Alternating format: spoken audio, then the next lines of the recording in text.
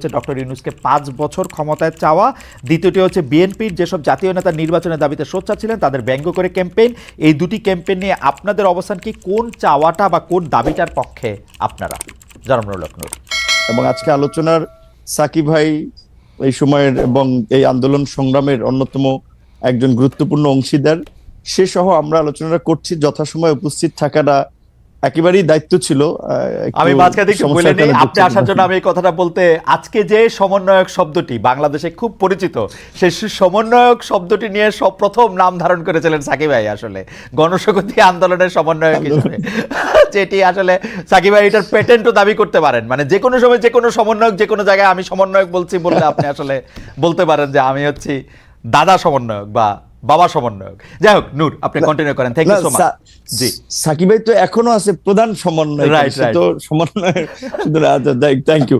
আপনার যে প্রশ্নটা করেছিলেন যে ডক্টর ইউনূসকে 5 বছর নির্বাচিত সরকারে পাওয়ার একটা আকাঙ্ক্ষা আমাদের এই আন্দোলনের, বিশেষ করে ছাত্র আন্দোলনের একজন পরিচিত ছাত্র নেতা তিনি ফেসবুকে স্ট্যাটাস দিয়েছিলেন, যেটা কি মূলত অনেকে ভেবেছে যেহেতু তার সোশ্যাল মিডিয়াতে একটা বড় ফ্যান ফলোয়ার্স আন্দোলন কেন্দ্রিক আছে, অনেকে সেটা কপি করেছে, প্রচার করছে, ভাবছে যে যেহেতু তারা এই আন্দোলনের একটা পরিচিত মুখ বা পরিচিত নেতা, কাজে এটা হয়তো তাদের দৃষ্টিভঙ্গি। এবং যেহেতু তাদের মধ্যে আবার সরকারেও তাদের দুজন এখনো প্রতিনিধি আছে, 3 জন ছিল, একজন পদত্যাগ করে দল গঠন করেছে, অনেকে ভেবেছে তাহলে এটা বোধহয় এই সরকার ছাত্র নেতা তাদের একটা মনোভাব। তো কাজে এইটাকে পাবলিকলি এন্ডোর্স করা বা এটার পক্ষে জনমত গঠন করা, এইরকম ভাবেও কেউ কেউ ক্যাম্পেইনটা করতে পারে। তবে এটার সরকারের পক্ষ থেকেও জানানো হয়েছে যে এই ধরনের চিন্তা ভাবনা তাদের নাই।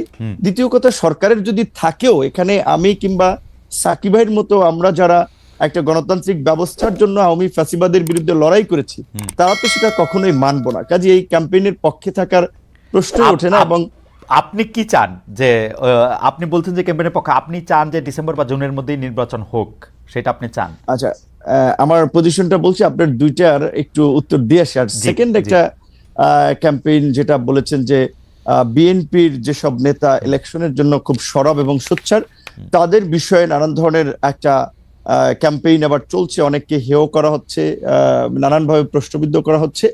এটা কিছু লোক এগুলো ছড়াচ্ছে, কেউ কেউ রাজনৈতিক ইন্টেনশন থেকে, কেউ কেউ তাদের নিজেদের একটা ফায়দা নেওয়ার জন্য। ধরেন যখন একটা অনির্বাচিত সরকার থাকে তখন কিন্তু কিছু লোকেদের কদর বাড়ে, কিছু লোক সুযোগ সুবিধা নিতে পারে। কাজেই সেই কমিউনিটির লোকজন কিংবা সেই গ্রুপটা তো চাবে যে এই ধরনের একটা সরকারকে জগা খিচুড়ি কিংবা এ ধরনের একটা মানে জনপ্রতিনিধিবিহীন ইলেকশনবিহীন যদি সরকার রাখা যায়, তাহলে তো সেখান থেকে তারা ফায়দা টাদা নিতে পারছে, তারা ব্যবসা বাণিজ্য, কেউ কেউ দল গঠন করতে চাইলে বা দল করতে চাইলে সেখানে তারা সময়টাকে কাজে লাগাতে পারছে। এই ধরনের পক্ষে থাকা একটা শ্রেণীর একটা অংশের লোকজনের অস্বাভাবিক নয়। আবার ধরেন ইউনূসের মতো একজন ব্যক্তি যার এরকম একটা গ্রহণযোগ্যতা, এবং আপনি লক্ষ্য করেছেন যে ডক্টর ইউনূসকে যখন আওয়ামী লীগের আমলে হ্যারাস করা হচ্ছে, মামলা দিয়ে অপমান করা হচ্ছে, সেগুলোর বিরুদ্ধে বলতে গেলে একমাত্র অফিসিয়ালি আমি এবং আমাদের দল থেকে আমরা রাজপথে মশাল মিছিল থেকে প্রতিবাদও করেছি, তার পক্ষে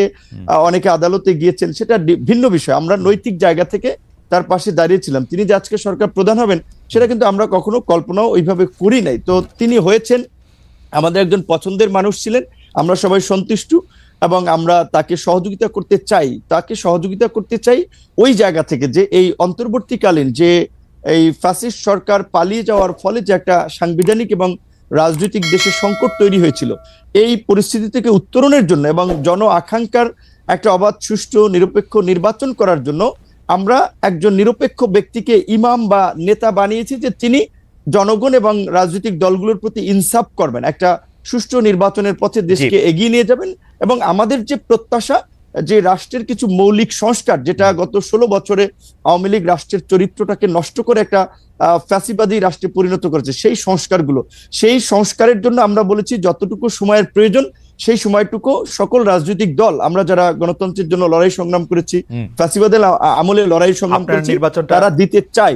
সেখানে ডক্টর ইউনূস সাহেব যেহেতু নিজেই বলেছেন যে আপনারা যদি ডিসেম্বর কিংবা বেশি সংস্কার চাইলে আরো 6 মাস তার মধ্যে একটা নির্বাচন হবে। তো আমার মনে হয় যে ডক্টর ইউনূসের কোনো ক্ষমতার লোভ নাই এবং তিনি ক্ষমতায় থাকতে চাবেন না, তবে তাকে ঘিরে কিছু মানুষ একটা প্রত্যাশা কিংবা চাওয়া, সেটা আপনার যৌক্তিক কারণে কিংবা তাদের সুবিধার কারণে চাইতে পারে, তবে ডক্টর ইউনূস আমার মনে হয় সেই পথে হাঁটবেন না। এবং আমার ধারণা ডিসেম্বর কিংবা জানুয়ারি কিংবা মার্চ এপ্রিল নাগাদ এই নির্বাচনটা বোধহয় আপনি কি চান? মানে আমি ডক্টর ইউনূস এবং তার উপদেষ্টা পরিষদের প্রসঙ্গে এই কথাটা বারবার বলি, ডক্টর ইউনূস আসলে যদি রাষ্ট্র পরিচালনা ক্ষমতায় যেতে চাইতেন সেটা তিনি 2007 সালেই পারতেন, সেটা তিনি চান নাই বলেই এটা হয় নাই। কারণ আমরা সে সময় রিপোর্টার তার গ্রামীণ ব্যাংকের অফিসের সামনে আমরাও দাঁড়িয়েছিলাম যে এরকম কোনো ঘোষণা আসে কিনা, সেটি হয় নাই।